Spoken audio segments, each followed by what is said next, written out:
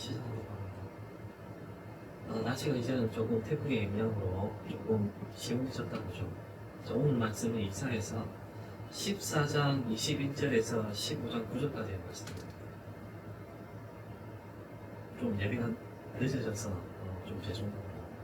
자, 오늘 본문은 14장 21절부터 15장 9절까지인데 여기 나오는 지명들을 보면 낯선 지명들이 등장하게 되고 그 다음에 낯선 민족들의 이름이 줄줄이 이렇게 나옵니다. 그리고 그들의 이름을 들어보면 우리와는 별 상관없이 보이는 이름들이 등장하는 본문입니다. 자, 바벨론이 등장하고 아수르가 등장하고 그리고 블레셋과 그리고 모압이 등장하고. 그러나 이 본문을 제대로 이해하기 위해서는 먼저 이사야서 전체의 흐름 속에서 이 본문이 어디에 놓여 있는지를 살펴보아야 합니다. 이사야서 앞장의 14장부터 23장까지는 흔히 열방 신당이라고 불리는 큰 단락입니다. 그러니까 이스라엘을 둘러싸고 있는 많은 나라들이 하나님께서 결국에는 그들을 심판할 거야 라는 것들이 기록된 본문이 이사야서 13장부터 23장까지 계속해서 이어지고 있고 오늘 본문도 거기에 속해져 있는 본문입니다. 바벨론, 아수르, 블레셋, 모압, 그리고 다메섹, 그 다음에 구스, 애국, 두마, 아라비아, 두로 등 이스라엘을 중심을 두고 둘러싼 모든 강대국과 이웃 나라들이 하나씩 이사야서의 예언대로 심판대 위에 올라서게 됩니다. 이 신탁들은 대부분 히브리어로 따져보면 그 원어를 살펴보면 마사라는 단어로 시작되는데 이 마사라는 단어의 뜻은 짐, 우리가 물로매는 짐 있잖아요, 그죠? 무거운 짐이라는 뜻과 동시에 들어 올려 선포하는 말씀이라는 그 두 가지 의미를 가지고 있습니다. 자, 지난주 우리가 그 살펴보는 거를 조금 이따 하고 곧 이 나라들의 그러니까 앞에 이야기했던 마사라는 그 짐, 하나님의 그 심판, 이 말이 나타내는 뜻은 곧 이 나라들에게 임한 심판은 그들이 짊어져야 할 무거운 짐이며 동시에 하나님이 그 예언자를 통해서 들어 올려 선포하시는 말씀이야 라는 뜻입니다. 이해가 되죠? 그죠? 자, 지난주에 우리는 무엇에 대해서 우리가 말씀을 나눴습니까? 하나님의 보이지, 여전히 그의 손, 여전히 펼쳐진 그의 손에 대해서 우리가 배웠죠. 9장 8절부터 10장 4절까지 배웠는데 오늘 본문에도 똑같이 한번 찾아볼까요? 14장 26절, 27절 14장 26절, 27절에 보면 똑같은 이미지를 다시금 만나게 됩니다. 제가 한번 해볼게요. 이는 온 세계를 향하여 정한 경명이며 이는 열방을 향하여 편 손이라. 똑같이 등장했네. 지난주와 똑같이 대답해야지. 만군의 여호와께서 경명하셨은즉 누가 능히 그것을 패하며 그의 손을 펼쳤은즉 누가 능히 그것을 돌이키랴. 지난주 이스라엘을 향해 펼쳐졌던 그 하나님의 그 손이 오늘은 온 세계와 모든 열방을 향해서 펼쳐져 있습니다. 신학자인 오스왈트는 이 구조를 두고 이사야에 있어 하나님은 결코 이스라엘만의 부족신이 아니고 그는 바벨론의 하나님이요 아수르의 하나님이며 모압의 하나님이시다. 그리고 열방의 모든 역사도 그의 손안에 있다고 설명하고 있습니다. 오늘 본문은 이 열방 신탁 가운데 네 가지 짧은 장면을 이어서 보여줍니다.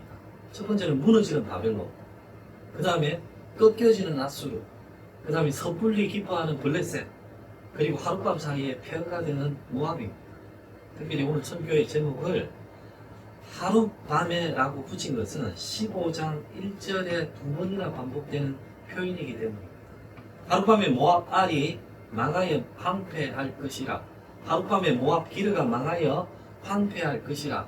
오늘 우리는 이 네 장면을 차례대로 지나면서 역사를 붙드신 하나님의 손과 그 손 아래서 하룻밤 사이에 뒤바뀌는 인생의 무게를 함께 느껴보려고 합니다.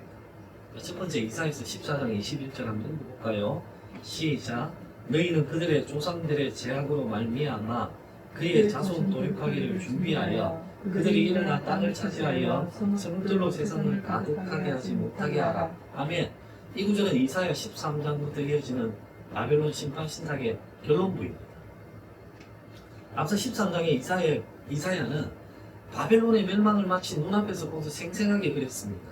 그리고 13장, 14장 4절에 보면 바벨론 왕에 대해서 노래를 부르라고 하는 거예요. 근데 여러분, 아직까지 이 일들이 이루어지지 않았단 말입니다. 그럼에도 불구하고 이사야를 통해서 하나님은 미리 주실 그 바벨론의 멸망을 먼저 오늘 본문에 이야기하고 있습니다. 왜 그랬을까요? 왜 지금 우리를 괴롭히는 인간들은 아수르인데 장차 등장할, 그리고 멸망하면 다시금 하나님께서 보내주시고자 했던 바벨론을 맨 먼저 등장시켰을까요? 그 이유는 우리가 차차 살펴보도록 합니다. 자, 만군의 여호와께서 거룩하게 구별하신 군대를 불러 모으시고 그날의 하늘의 별과 해와 달이 빛을 잃으며 모든 세상이 벌벌 떨게 될 것이라고 말하고 있습니다. 오늘 본문 21절은 그 심판의 마지막 문장이고 바벨론 왕조의 자손들까지 완전히 끊어내라는 명령입니다. 22절과 23절에서 하나님은 친히 선포하고 있습니다.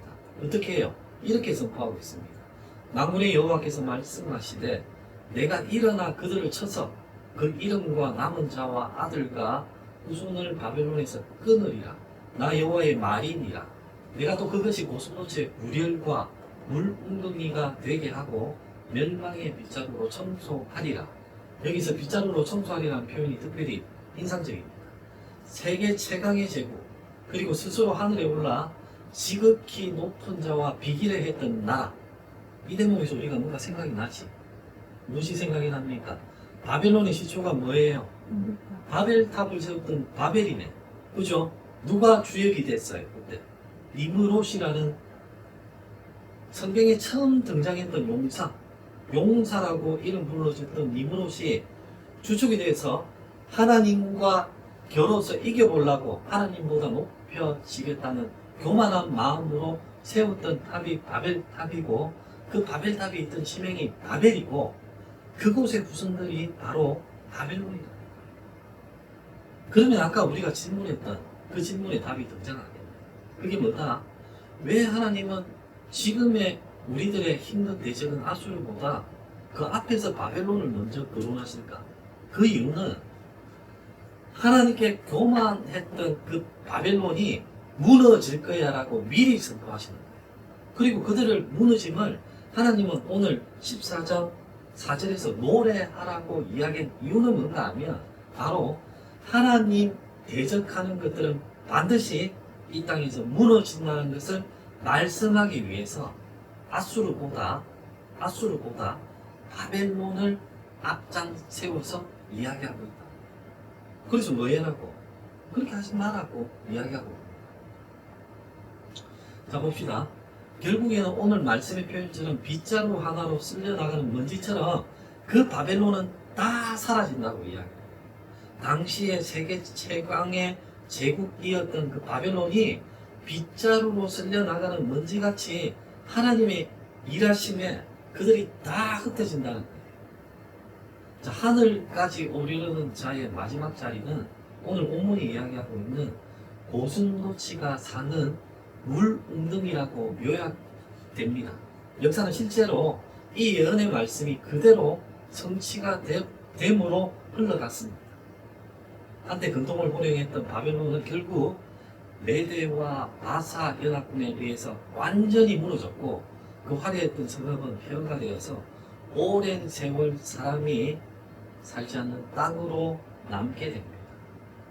여기서 우리가 기억해야 할 것은 이 심판이 단지 정치적인 한 나라가 무너진 패배만으로 끝나는 것이 아니라 앞섰던 바벨론의 그 원흉인 바벨탑 사건이 이야기하고 있고, 오늘 본문에서 가장 앞서서 바벨론의 무너짐을 이야기했던 그 하나님의 뜻은 하나님을 향한 교만에 대한 심판이라는 사실입니다. 여러분, 바벨론의 죄는 군사력이 약했던 것이 아닙니다. 스스로를 하나님의 자리에 놓으려고 했던 그것입니다. 오늘 이 시대에, 우리가 살고 있는 시대에도 스스로를 절대적인 존재로 그리고 흔들리지 않을 것으로 여기는 모든 권력과 체제는 결국에는 바벨론의 모습처럼 같은 심판 아래 놓일 수밖에 없는 것입니다. 두 번째 장면을 살펴볼게요. 24절, 25절 한번 읽어볼까요? 14장, 24절, 25절 시작. 만군의 여호와께서 맹세하여 이르시되 내가 생각한 것이 반드시 되며 내가 경영한 것을 반드시 이루리라. 내가 아수르를 나의 땅에서 파하며 나의 산에서 그것을 짓밟으리니 그때 그의 멍에가 이스라엘에게서 떠나고 그의 짐이 그들의 어깨에서 벗어질 것이라. 아멘. 바벨론 심판 바로 뒤에 이사야는 짧지만 강렬한 아수르 심판의 말씀을 이어붙입니다.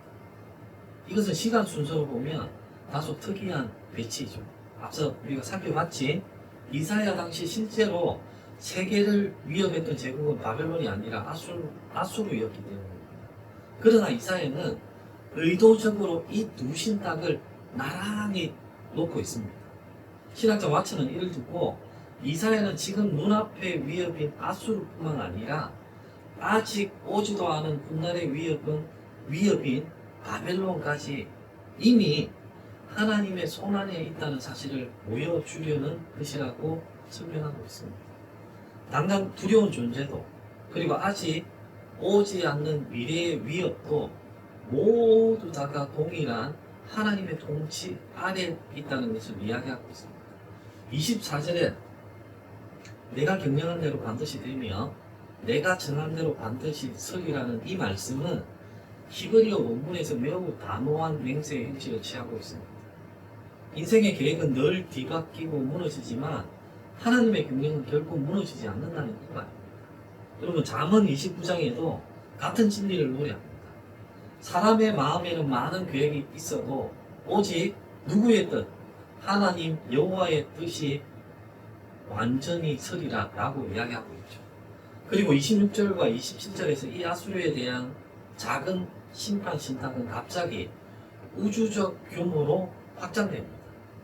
이는 온 세계를 향하여 정한 경영이며 이는 열방을 향하여 편손이라. 지난주 말씀하고 말 제목하고 똑같이 만군의 여호와께서 경영하셨은즉 누가 능히 그것을 폐하며 그의 손을 펴셨은즉 누가 능히 그것을 돌이키랴. 아수르 하나만의 문제가 아니라는 것입니다. 이 원리는 온 세계 모든 열방에게 동일하게 적용됩니다. 하나님의 손이 펴지면 그 어떤 세상의 강력한 제국도 그 어떤 권세도 그 하나님의 펴진 손, 그 심판을 돌이킬 수 없다는 말입니다. 이사야서 전체에서 하나님의 주권을 가장 포괄적으로 선언하는 구절 중에 하나가 바로 이 본문이라고 이야기할 수가 있겠습니다. 이스라엘의 하나님은 결코 이스라엘의 국경 안에만 갇혀 계신 분이 아닙니다. 이해가 되시죠? 세 번째 14장 29절 우리 한번 살펴볼게요. 29절 14장 29절 시작. 블레셋 온 땅이여 너를 치던 막대기가 부러졌다고 기뻐하지 말라. 뱀의 뿌리에는 복사가 나겠고 그의 열매는 날아다니는 뱀이 되리라. 이제는 누구에게 또 방향이 바뀝니까? 블레셋으로 방향이 바뀌게 됩니다. 28절은 이 신탁의 시점을 정확하게 밝힙니다. 아하스 왕이 죽던 해에 이 경고의 말씀이 임하니라. 아하스는 이사야 7장에서 우리가 만났던 바로 그 왕, 그리고 그곳에서 임마누엘 예언을 받고도 하나님을 의지하기보다 아수르에게 도움을 청했던 유대의 왕입니다. 그의 죽음을 두고 블레셋 사람들은 크게 기뻐했던 것 같습니다. 그 이유는 오랫동안 자신들을 압박해온 유다 왕조의 골칫거리 하나가 죽음으로 사라졌다고 여깁니다. 어떤 학자들은 너를 치던 막대기가 부러졌다는 이 표현을 당시 블레셋을 강하게 압박하던 아수르 왕 디글라 빌레셋 3세의 죽음을 가리키는 것으로 보기도 합니다. 어느 쪽이든 핵심은 똑같습니다. 블레셋은 자신들을 괴롭히던 존재가 사라졌다는 것을 보고 안도하며 기뻐했습니다. 그러나 이사야는 그 기쁨을 향해서 찬물을 끼얹습니다. 기뻐하지 말라. 뱀의 뿌리에서 독사가 나겠고 그 열매는 날아다니는 불뱀이 되리라. 이 말은 뭡니까? 뱀보다 독사가 더 위험하고 독사보다 날아다니는 불뱀이 더 위험합니다. 하나의 위험이 눈앞에서 사라졌다고 안심하는 그 순간 훨씬 더 강력한 위험이 그 뒤따라서 온다는 경고입니다. 실제로 역사는 그렇게 흘러갔습니다. 블레셋을 압박했던 세력이 잠시 주춤한 사이에 훨씬 더 강력한 아수르의 사르곤 2세와 사네립이 등장해서 이 블레셋의 여러 성읍을 총통화시켰습니다. 이 짧은 신탁에는 우리의 삶에서 흔히 빠지기 쉬운 감정 하나가 담겨 있습니다. 뭡니까? 바로 남의 불행을 보고 안도하는 마음. 나를 힘들게 했던 그 존재가 내 눈앞에서 넘어지는 것을 보고 이제는 다 됐어. 나의 원수가 나를 힘들게 했던 그 자가 넘어졌으니까 나는 이제 다 됐어 라고 여기는 조급한 안도감입니다. 오늘 본문에 블레셋의 모습과 똑같은 우리들의 모습입니다. 그러나 이사야는 이런 태도가 얼마나 얕은 것인지를 분명하게 시작합니다. 그 문제의 근원이 무엇인지 다투지 않고 겉으로 드러난 그 위협 하나가 단지 사라진 것에만 안심하는 것은 결국에는 더 큰 위기 앞에서 무방비 상태로 서게 되는 것입니다. 이 블레셋의 경우를 통해서 우리들에게 경고하고 있습니다. 그리고 32절의 이 신탁은 놀라운 반전으로 끝맺음을 하고 있습니다. 뭡니까? 32절에 그 나라 사신들에게 어떻게 대답하겠느냐? 여호와께서 시온을 세우셨으니 그의 백성의 공고한 자들이 그 안에서 피난하리라. 블레셋을 향한 경고 끝에 갑자기 시온, 곧 예루살렘이 등장합니다.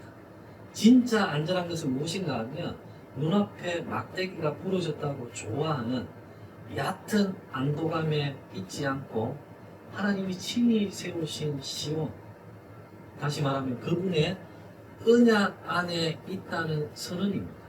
그러면 우리가 붙들어야 할 안전은 무엇입니까? 눈앞에 세워진 들리는 그리고 보이는 원수가 사라졌다는 그 소식이 아니라 하나님이 세우신 견고한 반석 아닙니까? 네 번째 오늘의 제목과 연관되어 있는 이사야서 15장 1절을 읽겠습니다. 시작. 모압에 관한 경고라. 하룻밤에 모압 알이 망하며 황폐할 것이며 하룻밤에 모압 길가 망하여 황폐할 것이라. 하룻밤에가 두 군데나 등장하네요. 그죠? 두 군데 등장하는 뭐다? 강조의 의미가 있습니다. 자, 이제 오늘 본문의 중심은 모압에 대한 신탁의 이름입니다. 여러분, 모압이 어떤 민족인지 아십니까? 우리가 살펴보면 롯, 아브라함의 조카 롯 있잖아요. 그죠? 롯의 딸과 큰 딸과 좀 말이 안 되는 일이지. 큰 딸과 그 사이에서 나왔던 첫 번째 아들이 모압이에요. 그 둘째 딸과 아버지와 낳았던 아들은 훗날 암몬의 후손들입니다. 그럼 여기서 의문이 들잖아요. 왜 그러면 그런 말도 안 되는 일들이 벌어졌을까? 감이 오죠. 자, 그 당시의 상황은 어떤 상황입니까? 소돔과 고모라의 그 멸망을 앞두고 있고 타락의 끝을 보이고 있는 그 가운데 있으니까 인생의 끝이라고 생각을 했고 딸들의 마음이 그 다음에 이제는 곧 멸망하겠구나 죽겠구나 라는 그런 마음이 작동을 하니까 아마도 이런 말도 안 되는 또 아버지와의 동심이 생겼을지도 모릅니다. 그죠? 자, 이거는 넘어가고 다음에 기회가 되면 다시 자, 롯의 후손에서 나온 민족입니다. 그래, 이스라엘과 연관이 많은 민족이 이겠네. 그죠? 자, 창세기 19장의 슬픈 사건까지 거슬러 올라가는 오랜 혈연 관계를 이스라엘과 공유하고 있는 민족이 모압 민족입니다. 발람과 발락의 사건도 모압이죠. 그죠? 자, 그리고 우리가 잘 알고 있는 룻이 바로 출신이 모압 여인 아닙니까?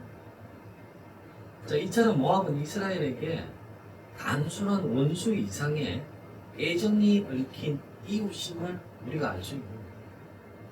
15장 1절은 두 개의 평행한 문장으로 시작합니다.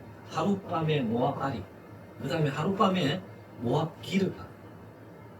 자, 이 알과 기르는 그 모압의 중요한 성읍입니다. 히브리 시의 평행법은 같은 표현이 두 번째 반복되면 언제나 무슨 효과? 강조의 효과를 드러내고 있지. 하룻밤에 라는 이 표현은 이렇게 두 번 겹쳐 울리면서 이 심판의 가장 중요한 특징이 무엇인가를 분명하게 이야기하고 있는 겁니다.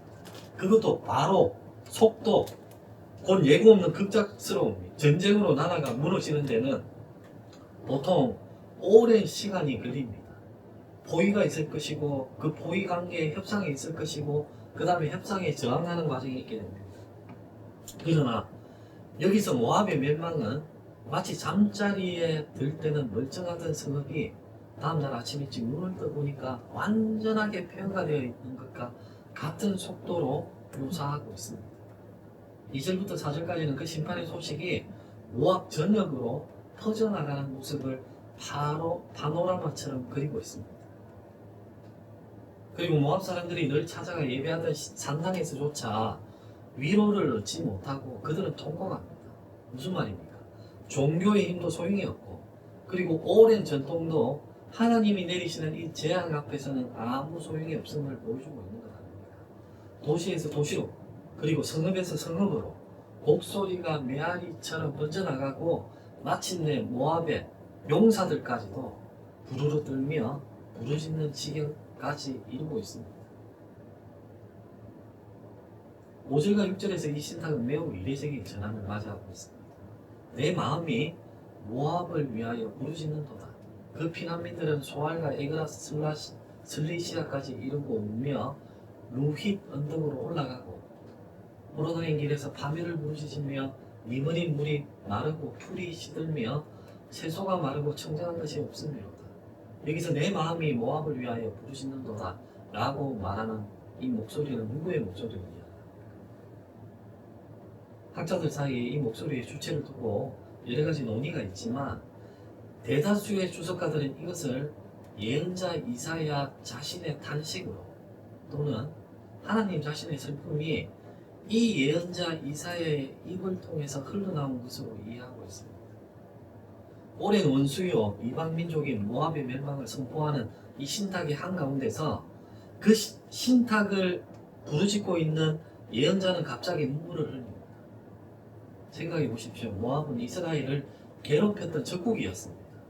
발락과 발람의 이야기에서 보듯이 그 이스라엘을 저주하려 했던 나라이고 사사기와 열왕기에서 여러 차례 이스라엘과 전쟁을 벌였던 나라입니다. 그런 나라의 멸망 소식을 전하면서 그 소식을 전하는 하나님의 예언자가 눈물을 흘린다는 것은 결코 당연한 일이 아닙니다. 이는 성경이 우리에게 보여주는 하나님의 심판의 성격을 근본적으로 다시 생각하게 합니다. 하나님의 심판은 통쾌한 복수가 목적이 아닙니다. 에스겔 33장은 이렇게 이야기합니다. 나 주 여호와가 말하노라. 내가 확실히 살아있음을 두고 맹세하노니 나는 악인이 죽는 것을 기뻐하지 아니하고 악인이 그의 길에서 돌이켜 떠나 사는 것을 기뻐하노라 라고 이야기하고 있죠. 무슨 말입니까? 심판을 정의의 필연적인 집행의 방법이지만 그 정의를 집행하시는 하나님의 마음에는 언제나 마음 아픔, 슬픔이 함께 있다는 겁니다. 오늘 예수님께서도 무너지는 예루살렘 성을 향해서 내려다보시고 우셨던 장면도 바로 이 모압을 향한 눈물과 같은 결의 마음일 것입니다. 6절에 니므린 물이 마르고 풀이 시들며 라는 구절도 눈여겨볼 필요가 있습니다. 니므림은 모압 지역에서 유명했던 비옥한 오아시스였습니다. 전쟁과 심판의 여파가 사람만 죽이는 것이 아니라 땅 자체, 곧 창조 질서의 전체에 미친다는 것을 보여주고 있습니다. 죄와 심판은 결코 인간 세계에만 국한되지 않는 것입니다. 모든 것들을 황폐하게 만드는 것이 바로 죄입니다. 그리고 7절은 피난 행렬의 구체적인 모습을 그립니다. 그러므로 그들이 어떤 재물과 쌓았던 것을 가지고 버드나무 시내를 건너리니 사람들은 평생 모아온 재산을 짊어지고 강을 건너 도망칩니다. 하룻밤 사이에 오랜 세월 쌓아온 삶의 터전을 등지고 떠나야 하는 신세가 된 것입니다. 8절과 9절은 그 곡성이 모압 국경의 전역에 에글라임에서 브엘엘림까지 울려 퍼진다고 말하며 디몬의 물이 피로 가득하다고 묘사합니다. 그리고 가장 섬뜩한 마지막 문장이 이어집니다. 그럴지라도 내가 디몬에 그럴지라도 어떤 모양입니까? 모든 것들이 무너지고 황폐하며 물이 피로 가득한 그 모습일지라도 내가 디몬의 재앙을 더 내리되 모압에서 도피한 자와 그 땅에 남은 자에게 사자를 보내리라. 겨우 살아남아 도망친 자들에게조차 사자가 딱 기다리고 있다는 것입니다. 재앙에서 벗어난다고 안심하는 그 순간까지도 안전은 보장되지가 않습니다. 오늘 우리는 네 가지 장면, 바벨론과 아수르와 블레셋과 모압 이 네 나라를 차례로 지나왔습니다. 먼저는 세계 최강의 제국이었던 바벨론을 빗자루에 쓸려나가는 먼지처럼 끝냈습니다. 그리고 당시의 초강대국 아수르도 하나님이 정하신 경영 앞에서는 꺾일 수밖에 없었습니다. 그리고 원수가 넘어졌다고 섣불리 기뻐하던 블레셋에게는 더 큰 위협이 기다리고 있었습니다. 그리고 오랜 이웃이었던 모압은 15장 1절에서 두 번이나 이야기하듯이 하룻밤 사이에 폐허가 되었습니다. 이 모든 장면을 관통하는 하나의 진리는 아까 우리가 같이 읽었던 14장 26절과 27절입니다. 우리 한 번 더 읽어볼게요. 14장 26절 27절 14장 26절 27절 시작. 이것이 온 세계를 향하여 정한 경영이며 이것이 열방을 향하여 편송리라 하셨나니 만군의 여호와께서 경영하셨은즉 누가 능히 그것을 피하며 그의 손을 펴셨은즉 누가 능히 그것을 돌이키랴. 아멘. 오늘 본문이 우리에게 남기는 가장 깊은 울림은 심판 자체의 그 무서움이 아니라 그 심판 한가운데에서 흘러나온 눈물입니다. 내 마음이 모압을 위하여 부르짖는도다. 하나님은 심판을 행하시되 결코 즐거워하며 기뻐 행하지 않으시는 것입니다. 정의를 내세우는 그 손에는 슬픔이 배어 있는 것입니다. 우리가 섬기는 하나님은 피도 눈물도 없는 냉혈함 같은 심판자가 아니라 심판을 하시면서도 완전히 눈물을 흘리시는 하나님이십니다. 이것이 바로 훗날 십자가에서 완전히 드러날 하나님의 마음 아닙니까? 죄에 대한 진노와 죄인을 향한 사랑이 결코 둘로 나뉘지 않는 그 마음 아닙니까? 그리고 오늘 본문의 제목이기도 한 하룻밤에라는 이 표현은 우리에게 매우 실질적인 질문을 던집니다. 우리는 지금 무엇을 의지하며 살고 있는지. 모압 사람들은 산당에 올라가서 울었지만 그들의 신들은 아무 답도 주지 못했습니다. 그들이 평생 쌓은 재물도 결국 등에 짊어지고 도망쳐야 할 그들의 짐밖에 되지 않았습니다. 예수님이 들려주신 어리석은 부자의 비유를 기억하고 계십니까? 곡간을 계속해서 헐고 더 크게 지으며 그렇게 사는 그자에게 내 영혼아 여러 해 쓸 물건을 많이 쌓아두었으니 평안히 쉬고 먹고 마시고 즐거워하자 말하던 그 사람에게 하나님은 이렇게 말씀합니다. 누가복음 12장에 말씀하듯이 어리석은 자여 오늘 밤에 내 영혼을 도로 찾으리니 그러면 내가 예비한 것이 누구의 것이 되겠느냐. 바울도 데살로니가전서 5장에서 주의 날이 밤에 도적같이 온다고 경고합니다. 그러므로 깨어 정신을 차리고 살라고 권면하고 있습니다. 하룻밤 사이에 모든 것이 뒤바뀔 수가 있습니다. 이 본문의 경고는 우리를 절망시키려는 것이 아니라 오히려 오늘 지금 이 순간 우리가 무엇 위에 삶을 세우고 있는지를 정직하게 돌아보라는 초대의 말씀입니다. 14장 32절에 블레셋 신탁 끝에 담긴 대답을 기억하십시오. 여호와께서 시온을 세우셨으니 그의 백성이 공고한 자들이 그 안에서 피난하리라.